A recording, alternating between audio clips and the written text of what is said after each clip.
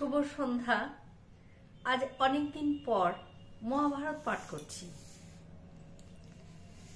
আজকে আমি পাঠ করব সত্যবতী প্রাণ ত্যাগ, বিষাদের পর্ব।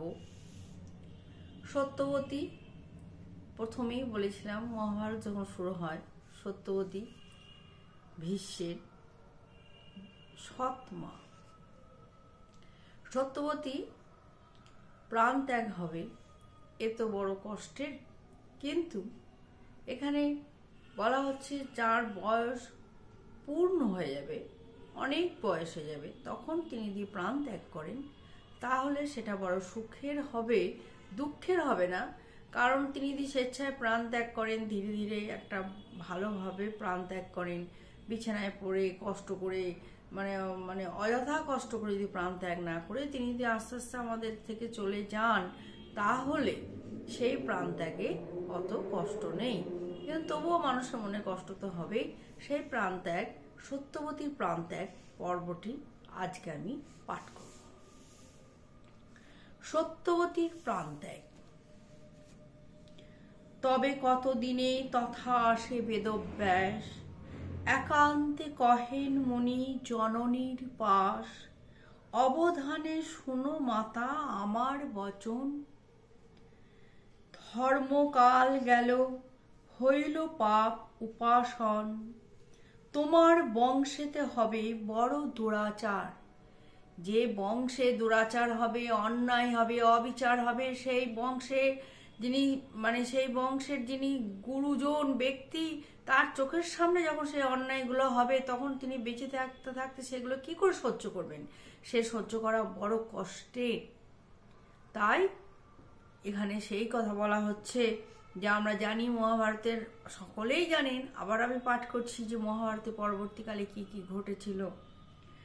তখন বেদব্যাস আসেন, তবে কতদিনে তথা আসে বেদব্যাস, একান্তে কহেন মুনি জননীর পাশ, অবধানে শুনো মাতা আমার বচন।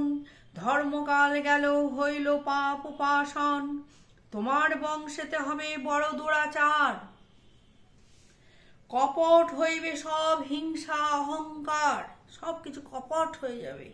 এই সবাকার পাপে মজিবে সকল, পৃথিবী হরিবে শস্য, মেঘে অল্প জল। পৃথিবীতে শস্য থাকবে না, মেঘে জল থাকবে না, এই পাপ হবে, অনাচার হবে। বেদব্যাস এসে সত্যবতীকে বলছেন ধন লব, তাহলে কি হচ্ছে? ধন সম্পত্তি সব লুপ্ত হয়ে যাবে, ধন লুপ্ত হবে, লুপ্ত হবে ক্রিয়াচার, আত্মহিংসা সবে তবে করিবে বিস্তার। আত্মহিংসা সেটা বিস্তার করবে।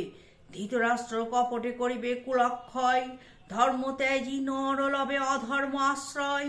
সে কারণে মাতা আমি কহি যে তোমায়, কুলক্ষয় নয়নে দেখিতে না জুজায়। নিজের চোখে কি দেখা যায়? গৃহত্যাগী জননী চলো তপবন, সংসার ত্যাজিয়া মাতা তপে দেহ মন। তুমি সংসার ত্যাগ করো, তারপর এক মনে তুমি তপস্যায় বসো। এত বলি ব্যাসমণি হইল অন্তর্ধান। এগুলো বলে তিনি চলে গেলেন। শুনি সত্যবতী চিত্তে চিন্তেন বিধান। চিন্তা তো হবেই, নিজের চোখে নিজের বংশের সর্বনাশ দেখতে কার ইচ্ছে করে?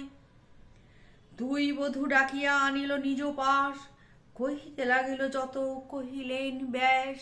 ব্যাস যা যা বললেন তিনি সমস্ত কিছু বললেন। তোমার নন্দন বধূ করিবে দুর্নীতি, কপট হিংসক হবে করিবে দুষ্কৃতি, কুলক্ষয় হইবে তার কদাচারে। এসব শুনিয়া আমি জানাই তোমারে, সে কারণে এবে আমি যাই তপবনে। করহ বিধান বধূ যেই লয় মনে, শুনিয়া যুগল বধূ চলিল সংহতি। ভীষ্মে ডাকি সব কথা কহিলেন সতী, অন্তঃপুরে ছিল যত বৃদ্ধা নারীগণ।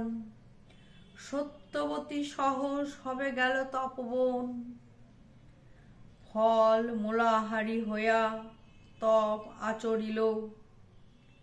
সকলে ফল টল সব খাচ্ছে, বনের ফল। যোগে মন দিয়া সবে শরীর ত্যাজিল, একযোগে সব মন দিচ্ছেন। তখনকার দিনের মানুষ তো, তারা প্রাণ ত্যাগ করছেন যে ফল আহার করলেন, আমরা এখান থেকে সংসার ত্যাগ করে চলে যাব। শরীরই ত্যাজিল। সেই আমলে সত্যবতী তার সঙ্গে যারা গেছিলেন, যে কজন অন্তঃপুরে ছিল যত বৃদ্ধা নারীগণ, সত্যবতী যখন চলে যাচ্ছেন, আমাদেরও বয়স হয়েছে, আমাদেরও চলে যাওয়া উচিত, তারাও চলে গেলেন। যোগে মন দিয়া সবে শরীর ত্যাজিল, সবে শরীর ত্যাজিল, তাদের শরীর ত্যাগ করল। মহাভারতের কথা অমৃত প্রসবে, পাঁচালী প্রবন্ধে কহে কাশী রাম দেবে। নমস্কার।